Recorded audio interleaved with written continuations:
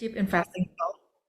Hari ini kita akan bahas terkait dengan kondisi di tahun 2023, lebih tepatnya bahas sedikit outlook, di mana hari ini webinar akan berlangsung, kurang lebih durasinya sekitar 45 menit sampai 1 jam ke depan.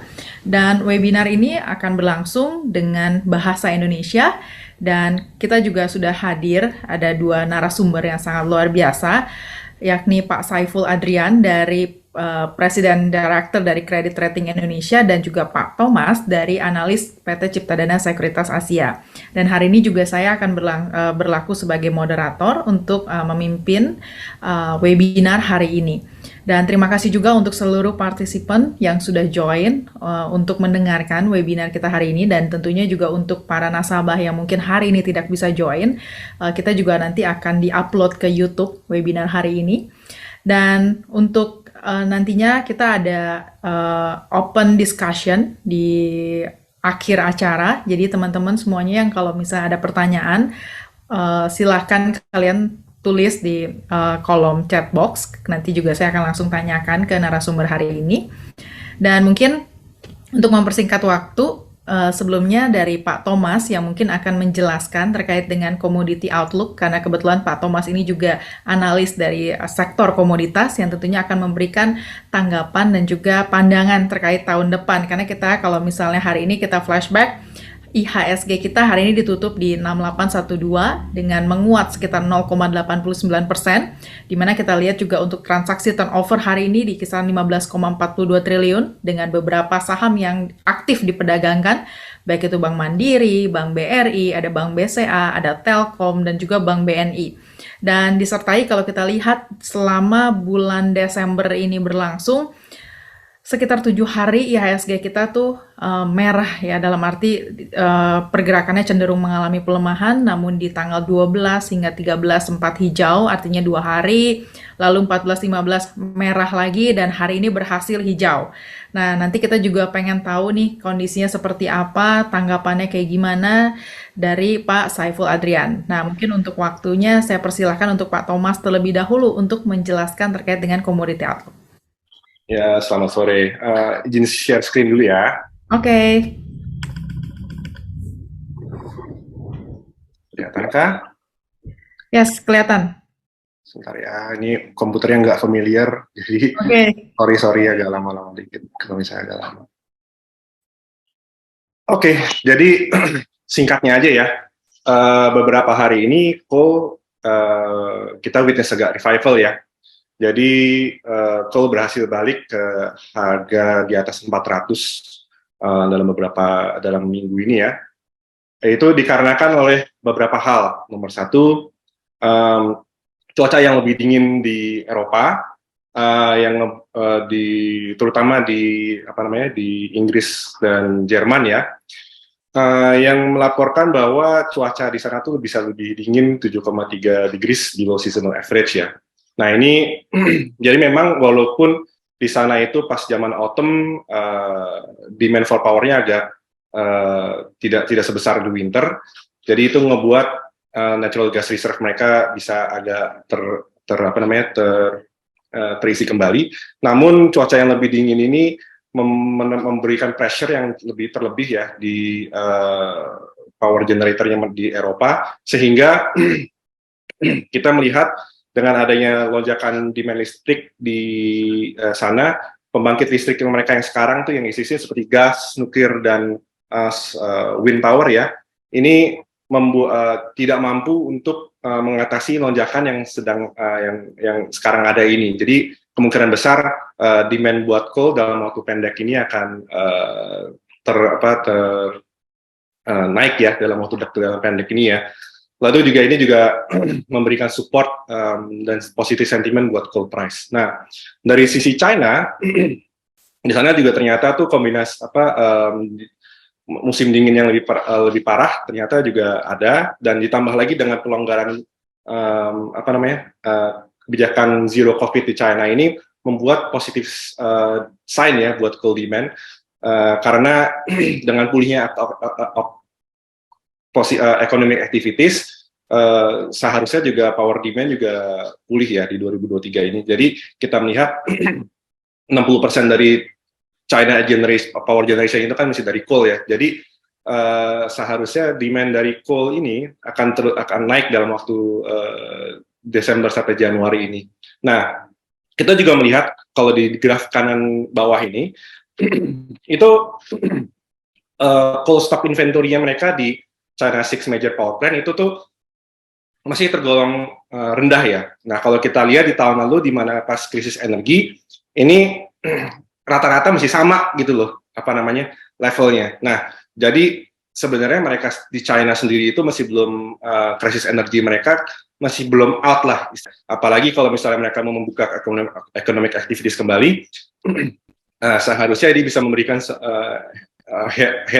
tailwind ya buat coal ya di masa mendatangnya ya. Selama Desember ini sama first Q nantilah. Nah, makanya kita melihat di 4Q ini harga coal masih tetap tinggi ya, di average-nya di $323,5 per ton. Nah, untuk tahun ini kami memperkirakan coal price di 280 dan tahun depan memang akan turun dikit ya, karena kita melihat coal price akan supply will eventually catch up with demand, sehingga agak turun dikit di 220 dan di tahun 2024 di 160. Nah, terkait dengan BLU, memang saya pernah ngomong-ngomong sama beberapa emiten coal ya, itu rencananya sih katanya mau di first Q ini, first Q tahun depan BLU akan diterbitkan ya. Nah, memang secara regulasi dan fee mechanism ini masih tidak terlalu jelas. Namun BLU ini berfungsi sebagai collection agency ya buat pemegang IUP dan IUPK dan PKP 2B buat coal miner yang ada di Indonesia ya. Nah, jadi mereka memungut biaya dan mereka akan menyalurkan biaya tersebut ke local business entity seperti PLN dan semen dan lainnya ya. Dan kita melihat PTBA ini yang menjadi main beneficiary buat BLU, buat peraturan BLU yang baru ini nih. Karena PTBA kita melihat exposure dia di domestic market itu sekitar 55-60% dibandingkan 20-25% peers under my coverage ya. Nah, mungkin kita move on aja sedikit. Nah, memang kita melihat high coal price environment ini seharusnya bisa memberikan cash flow yang sangat bagus ya di tahun 2022 dan 2023 ini ya. Tapi kita melihat ini akan sebagai tantangan yang cukup berat ya buat coal miner ya untuk bisa nge-repeat performa di 2022 ini. Karena kita melihat seharusnya coal prices ini sudah mencapai titik paling tingginya ya, dan seharusnya sih dengan demand yang cukup tinggi ini di first Q dan akhir bulan Desember ini, seharusnya volatility di bulan Desember dan first Q nanti tidak akan se-volatile, tidak akan volatil lah istilahnya ya. Nah, dan kita melihat untuk penurunan harga, saham yang paling terefek dengan penurunan harga coal adalah ITMG ya. Nah, untuk dividen yang paling tinggi di universe saya untuk coal ya, itulah Adaro dengan 30,3%, dan ITMG di 37,8%. Nah, untuk topik saya taruh Adaro sebagai topik saya di 5.100. Nah, untuk sektor nikel,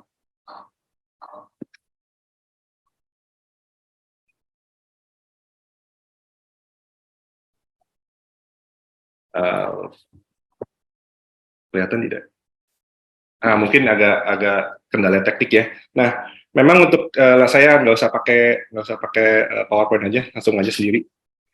Untuk nikel itu memang dia tahun lalu ya sempat naik ke harga yang hampir mencapai 50.000 ya. Itu kan karena invasi Rusia ke Ukraina ya di bulan Februari Maret.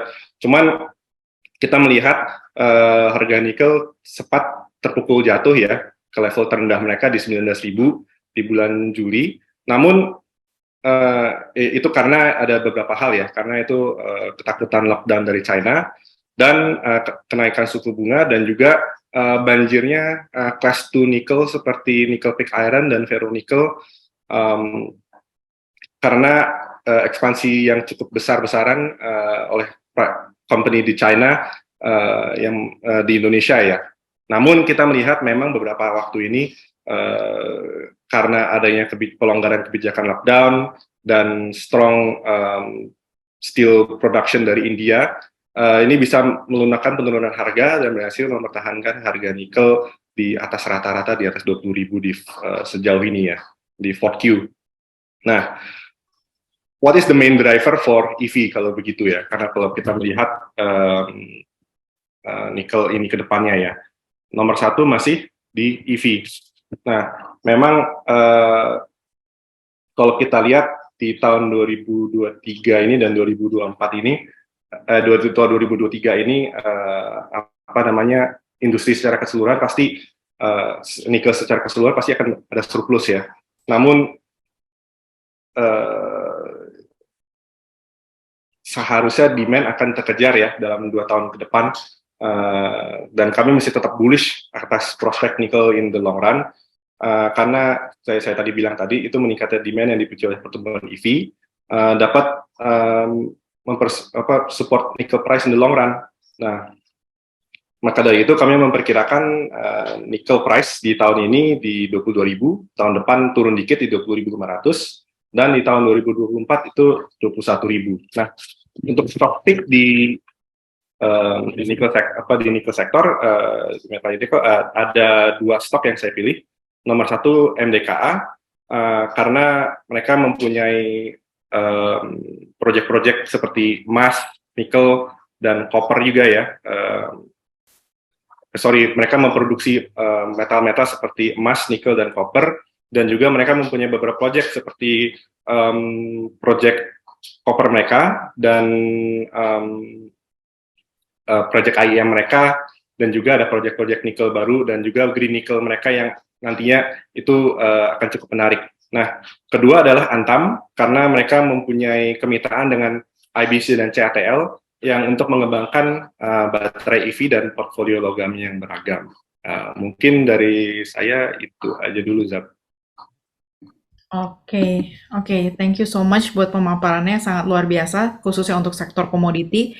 Mungkin kita bakalan tampung juga beberapa pertanyaan yang sebenarnya juga udah banyak masuk ke Instagramnya Cipta Dana Blue Chip. Mungkin kita langsung ke Pak Saiful nih. Kalau dari Saiful sendiri nih terkait dengan outlook secara keseluruhan gitu ya, karena kita juga kan judul hari ini terkait dengan resesi atau enggak di tahun depan. Kira-kira gimana nih dari Saiful pandangannya? Oke. Tahun 2023 ini saya mau nanya Zab ya, Zab bisa nebak. Saya mau kasih tebak-tebakan sama Zabrina. Boleh. Tahun 2023 akan ada 3 orang yang menentukan arah market global ya maupun di kita juga di ESG. Kira-kira siapa 3 orang itu? Sabrina bisa jawab? Waduh, The Fed. Nah, oke. Berarti Powell ya. Powell ya. Satu benar. Kedua siapa? Waduh, kenapa jadi gua ya, Pul? Oke, coba aja tebak. Siapa? Mungkin dari Thomas mau ini. Ya. Kok lempar ke Thomas? Sabrina dong. Oh, saya ya, Pak ya. Oke, Thomas boleh, Thomas. Tadi 1 Sabrina udah benar, Powell. Nih, ada 2 orang lagi, siapa penentunya? Ini global. Ya global ya gak pasti pengaruh ke lokal kan, karena marketnya udah sangat interconnected sekarang. Oh, China punya presiden, Xi Jinping. Oke, yang terakhir? Nah, terakhir siapa ya? Indo harusnya nggak gimana ya? Jerome Powell, Xi Jinping. Siapa lagi ya? Thomas bisa bantu? Putin, luar biasa Cipta Dana. Tepuk tangan dulu. Ya, jadi menurut saya tahun 2023 itu akan ditentukan oleh 3 orang itu ya. Kalau kita mau ambil lebaynya ya. Jadi pertama kita tahu ya, Fed-nya lagi dalam trajectory melawan naikin Fed rate, melawan inflasi. Nah, tapi fortunately ya, kalau kita lihat dari data inflasi terakhir Amerika walaupun masih tinggi, tapi ini sudah di bawah ekspektasi. Artinya apa? Artinya mulai ada buahnya nih, mulai ada hasilnya. Apa yang dilakukan oleh Fed ya. Jadi itu. Jadi tahun 2023 tuh mereka masih akan naikin. Kemungkinan ya kalau kita lihat dari konsensus ekonom itu ya mungkin di sekitar 5,5% mereka baru berhenti. Gitu ya. Jadi satu ya. Jadi kita lihat Fed-nya kemana. Lalu yang kedua adalah ini mungkin berhubungan juga dengan saham-sahamnya Thomas nih ya. Jadi ini Putin mau ngapain ya? Kalau Putin tiba-tiba peluk-pelukan sama Zelensky ya jatuh itu harga coal ya, gitu ya. Nah jadi ini jadi idiosinkratik eventnya banyak gitu ya. Jadi ini tergantung sama tiga orang itu ya. Jadi ini ya, jadi Putin mau ngapain ya? Kalau misalnya perang yang selesai di awal 2023 ya udah, berarti kita harus recalculate lagi semuanya ya, karena komoditinya mungkin akan muted ya, lebih muted, dan juga inflasi tiba-tiba ya, karena inflasinya kita tahu nggak hanya dari demand pool aja, tapi terutama didorong oleh cost ya, yang kali ini ya, di inflasi global. Inflasinya akan jauh lebih melandai. Yang ketiga adalah kita tahu China itu sekarang masih sangat ngotot gitu ya dengan zero COVID policy-nya. Walaupun akhir-akhir ini karena banyak di demo mungkin khawatir juga ya, pelan-pelan udah dilonggarin di Shanghai juga. Nah ini kalau China nanti benar-benar reopening, nah ini good news buat global dan terutama juga buat kita gitu ya, karena ya kita tahu China sangat signifikan sekali gitu ya, apalagi di Asia. Jadi tiga hal itu. Pertama, kalau saya boleh ulang, Fed rate. Yang kedua adalah perang di Ukraina, Rusia. Yang ketiga adalah China reopening mau kapan gitu ya. Karena nggak bisa terus-terusan mereka seperti ini. Oke, itu dari global ya. Lalu kalau dari domestik gimana? Dari domestik kita lihat kemarin sempat ada pelemahan purchasing power karena fuel hike ya, inflasi. Lalu pemerintah nggak kuat, akhirnya subsidi nggak kuat, naikin harga BBM. Nah makanya kita sempat ngobrol waktu itu di Clubhouse kalau nggak salah ya Zap ya, bahwa tema tahun 2022 ini adalah reopening ya di second half maksudnya. Tapi ini agak-agak setengah-setengah nih. Karena kenapa? Karena kalau perhatiin saham-sahamnya ini yang saham-saham cyclical nggak semuanya naik, bahkan ada yang turun parah ya. Seperti kalau kita lihat kayak S Hardware gitu ya.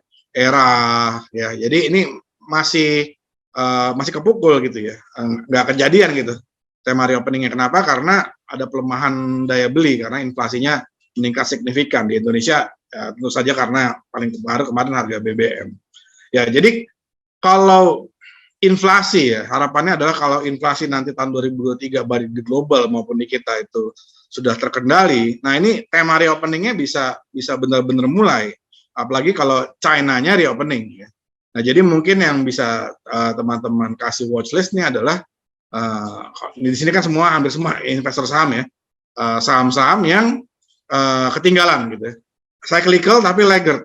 Nah, ini tolong perhatiin karena mereka nggak hanya kepukul dari purchasing power consumer aja, tapi juga kepukul dari harga bahan baku pasti kan. Jadi seperti itu. Nah, kalau kita perhatiin sahamnya ya. Ini yang reopening duluan yang saham-saham yang konsumen itu daya belinya cukup kuat gitu ya. Jadi konsumen tipe A dan B kayak MAPI, Mitra Adi Perkasa, itu kan sahamnya naik aja gitu ya. Karena yang biasa nongkrong di Starbucks, biasa beli di Sogo, ya harga bensin naik tipis-tipis ya nggak kerasa lah gitu ya. Nah, tapi yang lainnya ya, yang lebih di bawah ini pasti pengaruh sekali ya. Jadi kita harus lihat dinamikanya seperti ini. Gitu. Lalu yang menarik tadi mungkin harga komoditi ya. Nah ini benar-benar kita harus perhatikan harga komoditi kemana. Karena gini, di Indonesia ini ketika harga komoditi naik atau harga komoditi turun, itu nggak hanya berpengaruh kepada saham-saham komoditi, tapi juga berpengaruh kepada yang lain. Ya, terutama saham-saham cyclical. Kenapa? Karena Indonesia ini nggak bisa terlepas dari komoditi ya. Ya kita tahu ekspor kita itu hampir sangat didominasi oleh coal dan CPO. Ketika harga komoditi naik, ya purchasing power orang naik gitu ya, terutama yang di luar Jawa. Ini pengaruh sekali. Jadi betul-betul harus perhatikan harga komoditi ya. Kalau nanti misalnya harga komoditi tiba-tiba turun, ya ini bubar semua nih. Ya jadi di Indonesia ya maksud saya. Jadi ini harus benar-benar diperhatikan. Ya. Lalu mungkin ada satu yang menarik ya. Jadi kalau kita lihat Ini sebenarnya IHSG udah, saham-saham kalau saya perhatikan udah ada beberapa yang blue chip gitu ya. Ini udah mulai rebound, tapi IHSG nggak kemana-mana. Ini karena apa? Ya ketahan sama Goto gitu ya. Nah, ketahan sama Goto. Nah, Goto ini kan lagi jadi buah bibir semua orang gitu ya. Jadi kalau kemarin ada demo berjilid-jilid, nah ini ARB berjilid-jilid nih. Gitu, nggak selesai-selesai ARB-nya. Nah, ini mau kemana? Banyak pertanyaan, apalagi investor ini ya, pandemic investor ya, yang kemarin baru-baru main saham. Nah, ini banyak sekali yang bertanya nyangkut di saham-saham tech ya. Mungkin Goto, mungkin Buka, dan lain-lain gitu ya. Nah, jadi apa yang harus disikapi? Pasti pertanyaannya gitu kan, ini mau ngapain nih? Nah, jadi kalau SEC ya, ini adalah something yang baru cycle-nya bisa dimulai ketika liquidity berlimpah ya. Jadi ini sebenarnya kejadian seperti ini nggak hanya kali ini bukan kejadian yang istimewa gitu ya. Ini kejadian berulang aja. Kalau kita lihat di beberapa puluh tahun yang lalu ya, saya pun belum masuk market nih kayaknya. Itu ada namanya .com kan, .com bubble. Ya, jadi mirip kejadian seperti ini. Waktu itu ada pet.com lah, beauty.com lah, atau apa .com ya semua gitu kan. Nah, akhirnya yang survive cuma sedikit gitu ya. Termasuk Amazon, termasuk Google gitu ya. Nah, jadi dari ribuan yang survive sedikit. Nah, ini pasti yang sekarang akan berulang lagi seperti itu gitu ya. Jadi nanti dari banyak nih ya, saya nggak sebut nama lah ya. Dan kita nggak bisa ngomong hanya Indonesia ya. Kita ngomongnya langsung compare global atau regional ya kalau misalnya tech ya. Kan banyak ya nama-namanya. Nah, ini yang berguguran pasti banyak banget nanti ya. Yang udah nggak bisa lanjut lagi raising money, mereka harus tetap burning money ya untuk mereka bersaing dapatkan market gitu ya. Tapi investor udah nggak ada yang masuk, ya udah akhirnya kan bangkrut gitu. Nah, ini akan banyak yang seperti itu. Ada yang survive nggak? Pasti ada yang survive, 1-2, tapi sekarang agak too early to tell gitu. Tapi mungkin kita bisa lihat tanda-tandanya gitu ya untuk tech, mana yang survive gitu ya, mana yang gagal. Lalu pertanyaan adalah, nah sekarang kalau misalnya tech kita mau bagaimana gitu ya?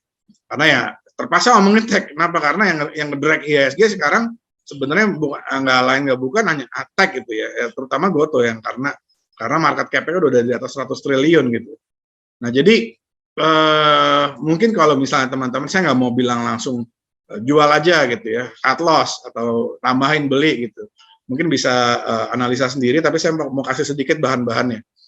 Pertama, kalau misalnya seperti ini ya, kita harus lihat kondisi cash-nya seperti apa. Ya, misalnya kayak perusahaan Goto atau Buka, kondisi cash dia berapa sekarang ya, dan juga burning rate dia seperti apa. Karena dia mau nggak mau tetap harus tetap bakar uang. Dia nggak bisa serta-merta langsung putar balik, langsung cash flow-nya positif. Bisa aja kayak gitu, tapi langsung hilang market share-nya, dimakan yang lain. Contohnya, misalnya Goto sama Grab ya, itu dia kan pesaing terdekatnya.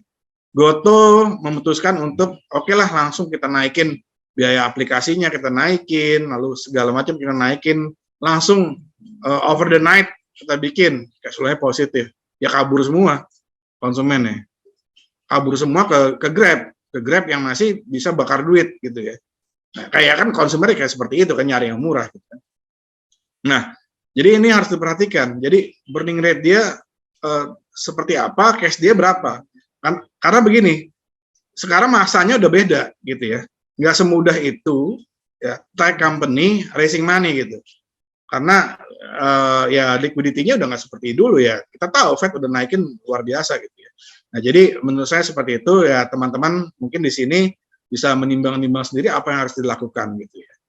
Ya, jadi kenapa saya agak khusus ya ngomongin tentang tech atau Goto, karena keresahannya semuanya ini kayaknya ya, apalagi investor retail gitu ya, balik-balik lagi ngomongin ini gitu. Jadi seperti itu. Kalau untuk market overall sebenarnya simpel aja. Ya. Di luar tech harga komoditi mau kemana? Ya. Lalu Fed naikin sampai kapan? Yang ketiga adalah China kapan reopening. Nah, kalau misalnya 3 itu kita sudah punya view, tentu saja nggak akan terlalu sulit, ya kecuali kita main di tech ya, nggak akan terlalu sulit untuk menavigasi market di tahun 2023. Mungkin itu Zab dari saya ya. Kayaknya masih di mute, Sabrina. Oke, mungkin follow up question nih. Tadi menarik banget yang Saiful utarakan nih terkait dengan tech company gitu ya. Mungkin Ya. sebentar kita lepas dari komoditi bentar. Karena kita tahu ya bahwa harga saham-saham tech sebenarnya nggak terlepas dari di Indonesia. Di Amrik juga growth stock ini kan hampir collapse sekitar 50-70% gitu ya. Demikian juga harga kripto gitu. Semua bisa dibilang hampir crash lah gitu. Dana investor global nih ibaratnya bisa dibilang mendadak kering seketika nih. Visi-visi yang tadinya invest di startup sekarang udah mulai cut-cutin, layoff dan lain sebagainya gitu kan. Nah, sebenarnya endingnya ini itu gimana ya? Maksudnya apakah ini benar-benar udah game over dengan kondisi tech yang dibilang winter segala macam, atau sebenarnya cycle-nya nih next year baru bisa startup mulai lagi atau gimana ya? Ya ini sebenarnya cycle ya. Jadi kalau kita mau lihat, kita mau menebak ini endingnya di mana, endgame di mana, lihat aja di akhir tahun 90-an atau tahun 2000-an. Ya endgame-nya habis gitu ya. Jadi selesai dulu story-nya karena ya liquidity kan ditarik ya. Liquidity ditarik, udah nggak bisa lagi gampang bakar-bakar duit, mainin quote-unquote Ponzi gitu kan. Nah, jadi udah kelar dulu nih gitu ya. Dan nanti yang ada yang survive tapi nggak banyak. Nah nanti yang dari survive yang nggak banyak ini akan jadi raksasa. Kenapa? Karena kompetitornya kan udah mati semua gitu. Jadi ini sebenarnya bukan sesuatu yang baru ya. Jadi nanti endgame-nya adalah ini akan banyak yang mati gitu ya. Agak to tell kalau memastikan yang mati yang mana gitu ya. Jadi seperti itu. Jadi kalau teman-teman yang sekarang menunggu kebangkitan tech lagi, mungkin harus agak sedikit bersabar nih. Kenapa? Karena kalau kita lihat cycle-nya nggak serta-merta bisa V-shape gitu ya, rebound-nya. Ini kita harus sabar, menunggu cycle baru lagi sampai nanti ya liquidity-nya dipompa lagi ke market. Jadi sebetulnya itu kalau kita lihat dari sejarah kan masih lama gitu kan ya. Jadi ini butuh mungkin few years atau within a decade gitu ya, baru kayak gini lagi.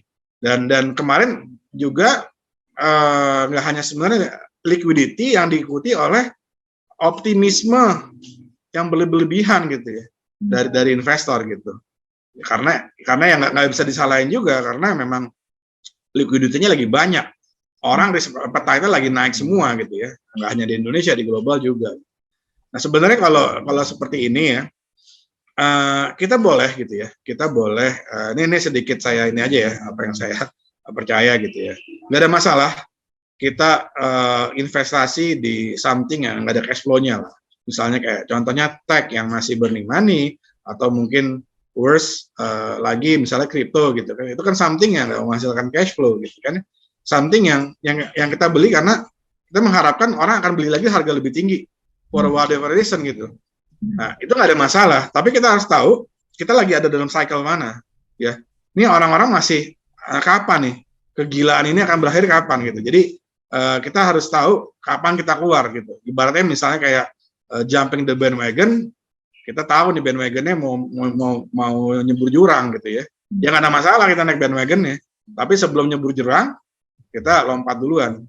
Nah itu kan sebenarnya yang mungkin pertama apalagi investor pemula gitu ya, mungkin yang nggak sadar gitu ya. Yang kedua adalah ya ketika kita ada di dalam, memang harus diakui susah gitu untuk melihat apakah ini masih akan lanjut ataukah ini akan berhenti gitu. Karena memang baru kita bisa benar-benar pastikan ketika semuanya udah hancur terus kita ngelihat ke belakang. Ya namanya hindsight bias kan. Ya, seperti itu kira-kira. Nah, kalau dari, ya tadi udah dibilang juga ya, baru aja ARB berjilid-jilid nih, Goto nih. Kalau kita lihat secara market cap nih lumayan biggest lah ya, compare dengan another tech yang lain gitu. Kira-kira apakah kemarin udah di bottom-nya?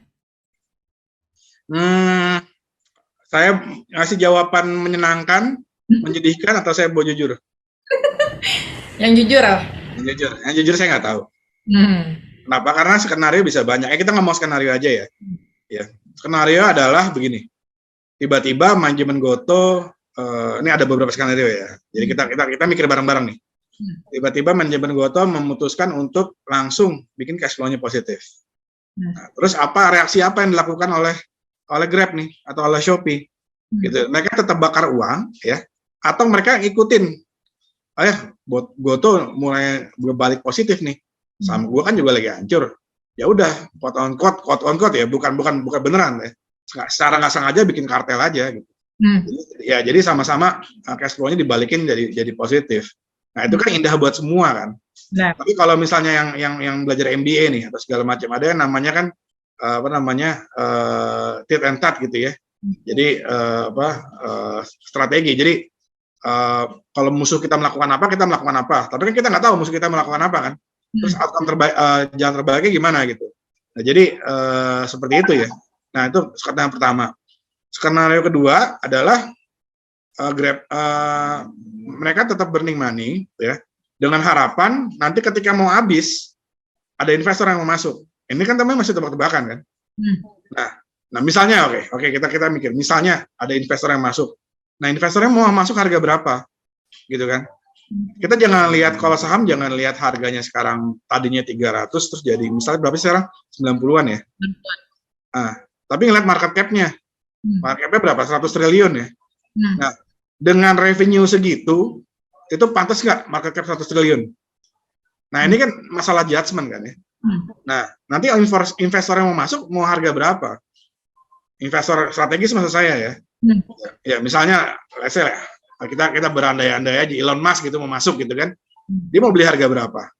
Tiba-tiba dia beli di harga 10 per saham, kan jadi nggak murah lagi, rata 93 kan? Gitu kan, ya berarti kan harus di reverse stock split, harus itu di right issue gitu kan. Nah, jadi seperti itu. Jadi skenario-nya banyak, jadi agak susah bilang sekarang mau masuk harga berapa, masuk berapa. Kalau saya pribadi, saya suka sama Goto, saya pakai semua yang ada di itu, saya pernah pakai semua gitu ya. Dan ini sangat membantu hidup kita. Itu harus kita akuin lah, kudos buat bisnis model ini. Tapi masalahnya adalah ini kita nggak tahu gitu loh. Ini kapan dia bisa jadi menguntungkan itu kan, permasalahannya itu. Jadi kalau saya sih, saya prefer wait and see ya, karena nggak ada ruginya juga. Saya nggak takut tiba-tiba harganya, misalnya ya saya nggak beli sekarang, harganya tiba-tiba jadi 500. Mungkin aja, tapi itu very very less likely kan. Jadi yang namanya investasi saham, ya kita harus berpikirnya jangan yes or no, tapi kita harus berpikirnya probabilistik, ya. Probabilistik dikaliin, kalau kita matematik kan gitu kan, expected return kan yang penting kan. Probabilitas dikali dengan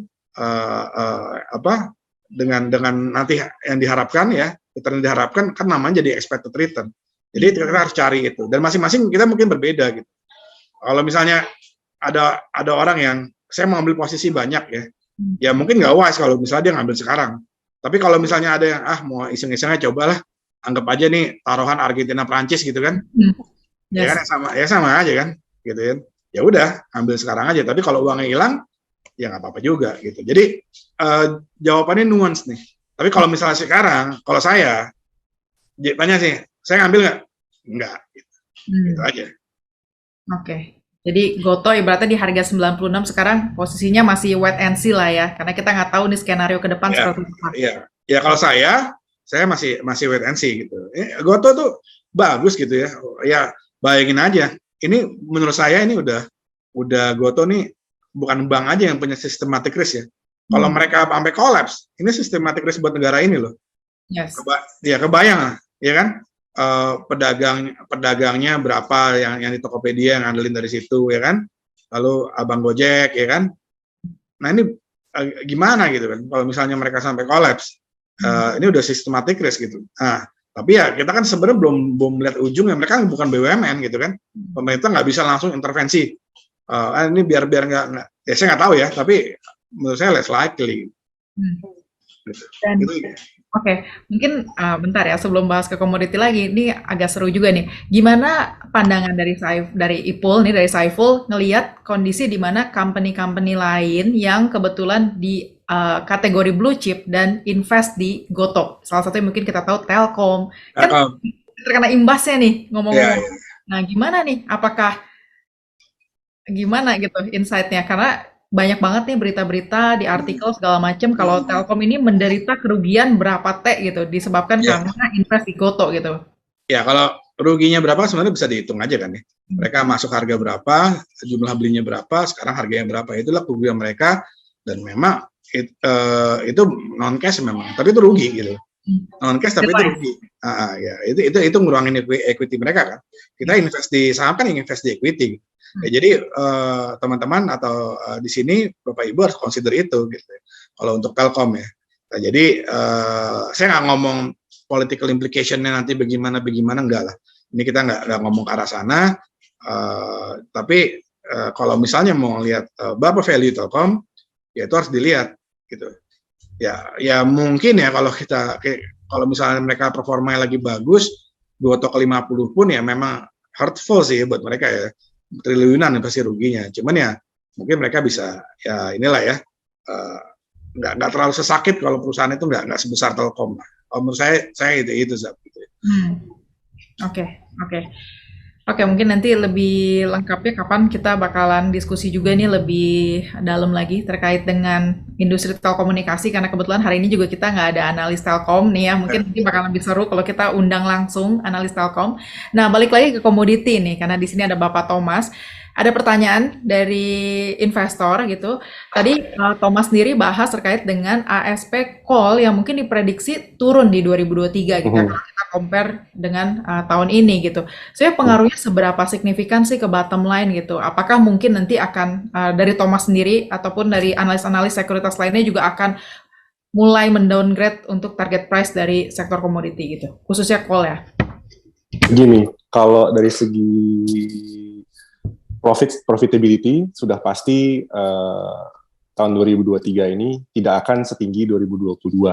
Ya, karena kenapa? Kita melihat dari second Q aja kan, second Q 2022 aja harga coal sudah di atas 300, ya kan. Ya, sekarang pertanyaannya untuk coal itu kapan dia bisa turun gitu kan.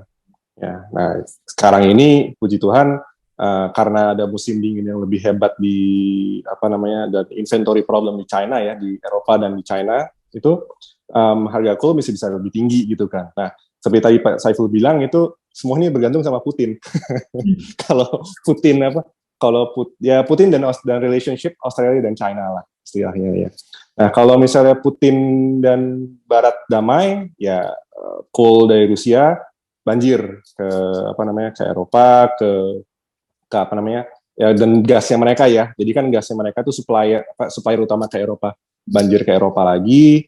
Udah gitu juga kalau misalnya China dan Australia damai, coalnya Australia banjir lagi ke China. Nah, itu bisa menyebabkan volatility terhadap harga coal ya. Nah, tapi ya kalau misalnya harga dari segi TP dan dari segi profitability itu sudah saya perhitungkan gitu. Sudah di-price-in lah harga sekarang ya. Malah kalau misalnya kita ngelihat dari segi PE itu PE band-nya untuk coal miner itu sekitar 4 sampai 4,5. Kalau Adaro nih sekarang masih 3,7 3,6 kalau nggak salah ya. Dan itu masih relatif murah gitu loh. Nah, jadi untuk sekarang ini conundrum-nya ini untuk investor-investor itu adalah mereka tuh ngelihat tuh dalam waktu 3 sampai 4 tahun ke depan. Nah, yang dimana harga kalau misalnya kita lihat tahun 2024 mungkin sudah agak mahal sekarang ya harganya sekarang. Tapi kalau kita lihat tahun 2003 masih cheap, masih relatively cheap. Adaro masih 3,6, 3,7. Saya lupa PTBA berapa. Cuman ya itu relatively cheap lah. Apalagi PTBA kan is gonna be the main beneficiary from BLU regulation ya tahun depan ya. Nah mungkin yang saya agak was-wasin itu adalah falling through dividend trap ya. Jadi kalau misalnya Anda pemain dividen masih agak hati-hati ya, terlebih ITMG ya. Nah, itu tuh hati-hati aja. Jadi memang mereka dividennya tinggi, tapi kalau misalnya harga coal jatuh dan kalau misalnya habis bayar dividen biasanya jatuh gitu kan. Jadi kalau misalnya kita main dividen itu harus hati-hati dengan itu. Nah, saham-saham manakah yang bisa kita lihat yang bisa relatively resistant dari harga dari dividend trap dan dari full volatility ini. Nah, ada dua, yaitu PTBA dan Adaro, karena ya kita lihat dari performa tahun pas harga coal turun-turunnya ini, PTBA dan Adaro dua-duanya tidak sevolatil TMG ya dari harga segi sahamnya. Ya, itu aja sih. Oke.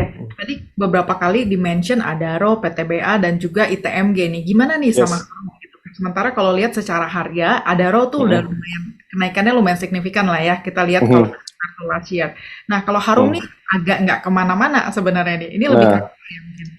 Kalau Harum ini karena mereka ini sudah dihitung sebagai nickel company juga ya.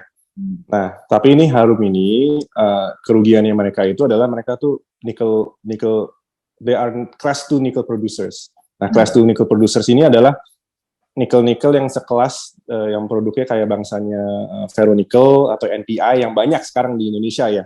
Bahkan tahun depan itu online sekitar 1,3 juta gitu tahun depan. Nah, maka dari itu Harum is a bit resistant ya kalau misalnya kita lihat harga sahamnya ya.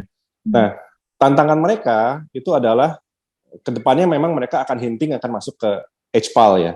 Namun kalau kita lihat investasi HPAL itu kan cukup besar ya, 2,4 billion US dollar. Nah, disitulah tantangan mereka berikutnya. Apakah mereka bisa menggalang dana sebesar itu mungkin by corporate action atau apa? Nah, itu yang bisa dipantau ke depannya. Tapi kalau secara potensi sih Harum ada lah gitulah. Karena ya namanya juga nickel, they are nickel player juga gitu kan. Nah, makanya dari itu potensinya masih ada untuk ke depannya. Oke. Berarti dari Harum sendiri sebenarnya masih ada sentimen positif ya untuk kedepannya ya. Betul. Harganya memang belum kemana-mana. Apalagi kemarin juga baru dihitung juga ya. Terkait dengan dividennya juga ya oke lah ya. Dividennya lumayan cukup surprising sih. Karena gue kira bakalan lebih kecil. Karena kan mereka membutuhkan capex yang lumayan banyak dengan proyek-proyek yang baru. Tapi ternyata bisa 30% DPO tuh lumayan juga buat mereka. Ya benar, setuju banget. Oke, nah mungkin balik lagi nih ke Pak Saiful nih, tadi udah dijelasin terkait dengan tadi harga coal price yang kemungkinan turun, gimana impact dari sisi profitability-nya dari Thomas. Mungkin kalau dari tahun 2023 yang kita tahu juga sudah deket nih sama tahun politik, ini ada pertanyaan juga sih dari netizen, dari investor kita maksudnya, untuk Pilpres 2024, kira-kira emiten apanya yang mungkin bisa jadi watchlist, di mana berkaitan juga dengan pihak-pihak yang dikategorikan ada punya hubungan politik nih di tahun 2024 nanti? Itu agak susah ya, karena nanti kan tergantung siapa yang menang gitu kan. Nah, siapa yang menang agak sulit lah. Ya, jadi kan mungkin saya ngerti maksudnya gini. Jadi nanti kira-kira misalnya yang menang siapa gitu kan, ininya sahamnya apa gitu ya. Ya ini agak sulit, kenapa ya? Pertama kita harus tahu dulu yang mana yang menang. Dan kalau kita lihat dari survei terakhir, ini agak beda sama yang sebelumnya, sama 2 pemilu sebelumnya. Ini ada 3 kandidat, dan menurut saya ini agak mirip-mirip surveinya. Jadi agak risky ya kalau misalnya nanti masuk untuk betting nanti hasil Pilpres seperti apa. Menurut saya agak risky. Yang mungkin yang ada hubungan dengan Pilpres adalah pasti adalah ketika misalnya nanti Pilpres ini asumsi Pilpresnya aman ya. Ini kan ada gelontoran uang gitu ya ke masyarakat. Ini kan selalu seperti itu. Nah ini apa yang seperti tadi kita diskusikan sebelumnya, kenaikan purchasing power. Nah ini saham-sahamnya mana? Ya saham-saham yang tadi saya bilang, yang cyclical, yang kemarin udah mau naik nggak jadi. Kenapa? Karena ada kenaikan inflasi luar biasa kan. Maksud saya kenaikan fuel hike yang luar biasa gitu, yang bikin kebanyakan masyarakat Indonesia itu kepukul daya belinya. Nah inilah saatnya kita masuk ke saham-saham seperti itu. Contohnya ya, yang masih leger-leger, Hardware, Era Jaya gitu ya. Dan nanti mungkin bisa Cipta Dada bisa kasih list lagi tuh. Mana yang cyclical tapi masih leger-leger. Nah itu menarik. Karena harapannya adalah inflasinya udah melandai. Pertama, yang kedua adalah gelontoran uang di masyarakat, uang yang beredar dari Pilpres gitu ya. Nah ini dua hal itu bisa menopang saham-saham cyclical yang kemarin masih laggard gitu. Kira-kira seperti itu, Zam. Oke, oke. Mungkin menarik banget yang udah dipaparin dari Thomas dan juga dari Saiful. Mungkin kita juga udah mendekati waktu jam 5 ya. Mungkin pengen minta closing statement sih dari Thomas. Mungkin nanti dilanjutkan oleh Pak Saiful. Silakan, Tom. Oke, buat komoditi sih ya, memang kalau untuk coal itu seperti saya tadi bilang, itu you have to be ya sedikit mindful ya, bahwa coal itu adalah komoditas yang sangat volatil dan tidak unpredictable ya. Nah, jadi kalau kita lihat coal itu, kita harus melihat performa company-nya. Siapa yang paling bisa resisten to coal volatility, penurunan harga coal, dan juga dividen. Kalau misalnya main dividen, dividennya itu setinggi apa sih, dan resiko, dan kalau misalnya dividennya setelah harga dividennya itu turun, setelah pembagian dividen itu harga sahamnya turun, how far are you willing to hold out on that gitu loh ya, nomor satu. Nah, untuk nikel, gue sih saranin sih itu masih tetap menarik, cuman ini nih saham jangka panjang ya, jadi kalau misalnya lu mainnya agak ya apa tektok gitu ya agak susah lah nikel ya, tapi kalau misalnya kita mainnya jangka panjang, still very very attractive gitu ya. Jadi kalau kita ngelihat Indonesia sendiri, fokusnya adalah EV driven narrative selalu gitu kan, motor listrik, investasi green